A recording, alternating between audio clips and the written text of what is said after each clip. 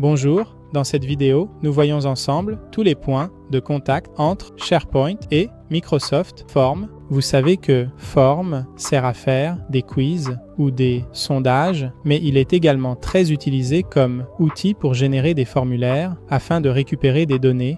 En entreprise, il est très utile pour recueillir des retours ou des données des employés. Des exemples d'utilisation de Forms sont les inscriptions à des événements, les sondages de préférence et bien d'autres. Excuse-moi un instant, je voulais me présenter rapidement, puis je te laisse continuer. Je suis l'un des Microsoft MVP et je suis expert dans toutes les technologies liées à Microsoft 365.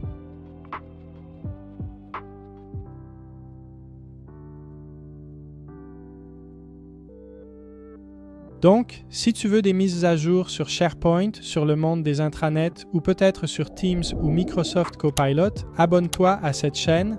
Nous pouvons utiliser Forms, comme vous le voyez, sur mon ordinateur pour, dans ce cas, enregistrer un événement interne ou même pour une simple demande d'intérêt. J'ai construit ce formulaire avec 2 questions, le créneau horaire préféré de la personne et si elle était ou non intéressée par l'atelier. Dans ce cas, il aurait peut-être été mieux de mettre d'abord l'intérêt, puis la demande de la période. Évidemment, c'est un formulaire d'exemple et je voulais utiliser ce formulaire pour vous montrer clairement quelles sont les intégrations que nous pouvons avoir entre ces 2 outils, donc SharePoint Online pour notre intranet et Forms pour créer le formulaire. Tout d'abord, vous devez savoir qu'à l'intérieur de SharePoint Online, si nous allons modifier la page, il est possible d'utiliser une web-part appelée Microsoft Forms qui nous permet d'insérer dans une page SharePoint un formulaire créé avec Forms. Ici, je peux soit créer un nouveau formulaire, soit intégrer dans la page un formulaire déjà existant. Si je choisis l'option d'ajouter un formulaire existant, j'ai la possibilité d'insérer l'adresse du formulaire et de choisir si je veux afficher la page qui permet de recueillir des informations des utilisateurs ou si je veux afficher les résultats d'un sondage ou d'un quiz. Dans ce cas, je dois d'abord mettre la page, donc nous retournons. Dans mon formulaire Conforms, je clique sur le bouton pour récupérer les réponses des collègues. Ici, je dois définir les configurations que je veux utiliser dans Forms pour récupérer des données de mes collègues. Je peux choisir d'avoir un formulaire ouvert, donc toute personne recevant l'adresse peut répondre, ou je peux choisir de n'avoir des réponses que de la part des collègues qui sont dans mon abonnement Microsoft 365. Je peux choisir de sauvegarder le nom et ensuite éventuellement choisir que chaque personne ne peut remplir le formulaire qu'une seule fois. Et généralement, dans des contextes d'entreprise, c'est la configuration qui est souvent utilisée. Je l'ai enlevé dans ce cas parce que je devais faire plusieurs essais pour les choses que je vais vous montrer maintenant.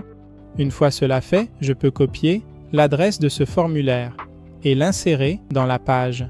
Je clique sur OK et voilà, le formulaire a été intégré dans ma page. Si je clique sur Publier, je vois le formulaire directement sur ma page avec la possibilité de le remplir. Et c'est la première intégration que nous avons avec Forms et SharePoint. Je dois vous dire la vérité, dans les intranets que nous créons pour nos clients, cette intégration est peu utilisée parce que si nous devons recueillir des données de collègues, nous utilisons généralement des composants comme le bouton ou l'appel à l'action pour faire en sorte que le formulaire soit sélectionné à l'intérieur de l'intranet. Donc, dans ce cas, j'utilise l'appel à l'action pour dire d'accéder au formulaire et éventuellement, je peux aussi ajouter une description. Dans ce cas, j'insère le titre de mon atelier. Vous voyez qu'en republiant la page, j'ai une expérience utilisateur qui est certainement beaucoup plus simple.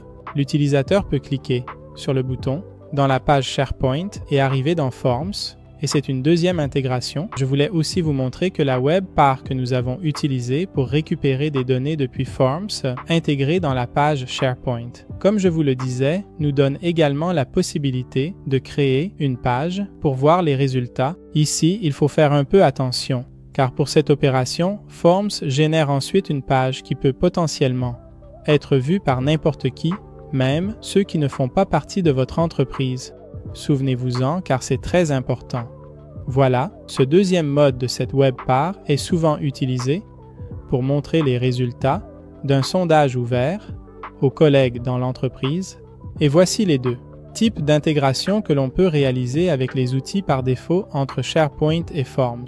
Nous en avons une troisième qui est donnée par la possibilité de faire en sorte que lorsqu'une personne remplit un formulaire dans Forms, comme dans mon cas, maintenant je dis que je suis intéressé par l'atelier et que je suis intéressé par l'heure du déjeuner, faire en sorte que les données soumises lors de la complétion du formulaire finissent dans le site SharePoint, dans une liste qui recueille les données des préférences de mes collègues.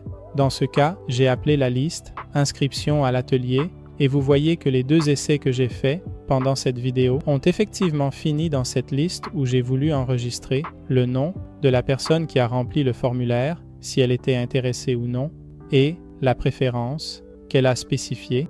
J'ai pu faire cela grâce à un flux Power Automate qui a été connecté au formulaire, qui a un déclencheur, c'est-à-dire qu'il démarre lorsque quelqu'un insère des données dans le formulaire, récupère ces données et ensuite remplit, disons, l'élément SharePoint avec la personne qui a rempli le formulaire, une variable, pour comprendre si l'utilisateur est intéressé ou non par cet atelier, dans mon cas, et ensuite la préférence sur la période, le moment de la journée, pour organiser cet atelier.